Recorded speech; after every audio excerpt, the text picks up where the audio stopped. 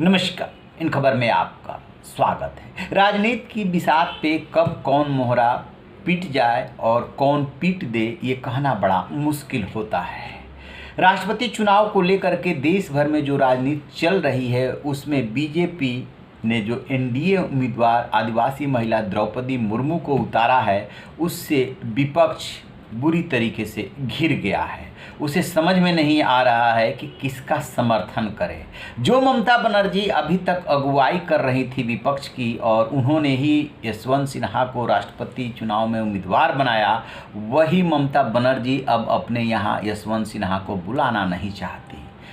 उनके प्रदेश की राजधानी कोलकाता में जब द्रौपदी मुर्मू उतरी तो इतना भव्य स्वागत हुआ, और जो खबरें मिल रही है उसके मुताबिक उनके पार्टी के विधायक भी कुछ क्रॉस वोटिंग कर सकते हैं, क्योंकि ममता बनर्जी इस बात को लेकर परेशान हैं कि आदिवासी वोट हाथ से निकल सकता है समर्थन न करने पे। ऐसे ही कुछ संकट में फंसे हेमंत सोरेन भी, उनको भी गठबंधन की सरकार चला रहे हैं, फिर भी द्रौपदी मुर्मू का समर्थन करना पड़ा। अब बात करते हैं तीसरे राज्य महाराष्ट्र की, जहां पे शिवसेना प्रमुख उद्धव ठाकरे इतने कमज़ोर हो चुके हैं कि सत्ता रूठी, हाथ से निकल गई, पार्टी टूटी। इसके बावजूद जब 19 सांसदों की उन्होंने बैठक बुलाई, उसमें 11 सांसद पहुंचे, तो सांसदों ने कहा कि हमें द्रौपदी मुर्मू का समर्थन करना चाहिए।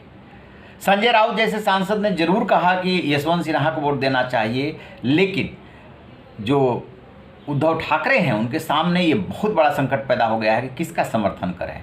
यदि वो द्रौपदी मुर्मू का समर्थन नहीं करते हैं, 11 सांसद सलाह दे रहे हैं, तो उन्हें इस बात का डर है कि ये सांसद भी हाथ से निकल सकते हैं। उधर जो सीएम बने हैं एकनाथ शिंदे, वो इस बात पे तो कायम है कि ठाकरे परिवार के खिलाफ कोई बयानबाजी नहीं होनी चाहिए, लेकिन जितने अधिक से अधिक पदाधिकारी तोड़ सकते हैं, सांसद विधायक तोड़ सकते हैं, वो सब कुछ करने की तैयारी है। क्यों? क्योंकि असली शिवसेना पे दावा जताना है। इधर उद्धव ठाकरे के सामने चुनौती है कि वो किसी तरीके से संगठन को बचाएं, जो पार्टी का चुनाव चिन्ह है तीर धनुष, उसको बचाएं, और एकनाथ शिंदे के सामने टारगेट है कि उस चुनाव चिन्ह को हासिल करें, ताकि जो है ये संदेश जाए कि असली शिवसेना ये है। दरअसल बीजेपी एकनाथ शिंदे को आगे करके एक तीर से कई निशाने साध रही है। वो शिवसेना और उद्धव ठाकरे को बता देना चाहती है कि जो सोच करके आप महाविकास आघाड़ी सरकार बनाने गए थे, वो आप 2.5 साल मुख्यमंत्री तो रह लिए, लेकिन आपकी पार्टी आपके हाथ से निकल गई, आपका वोट बैंक आपके हाथ से निकल गया।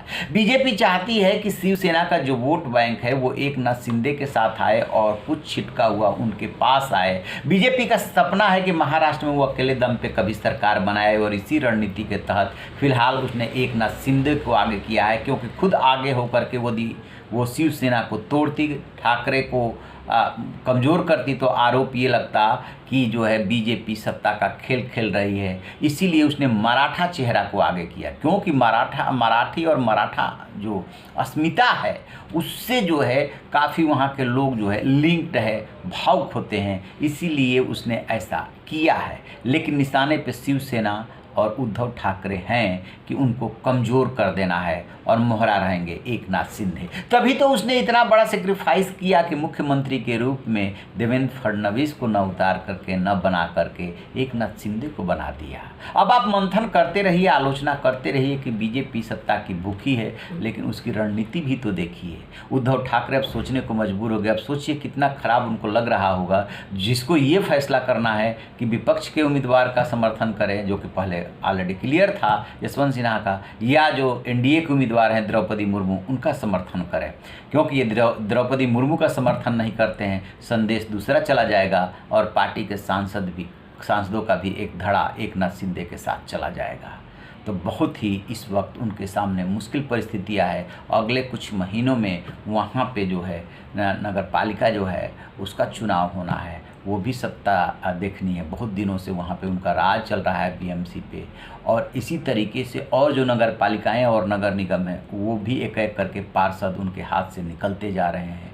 तो इस वक्त उससे कमज़ोर और मजबूर पार्टी प्रमुख कोई नहीं है।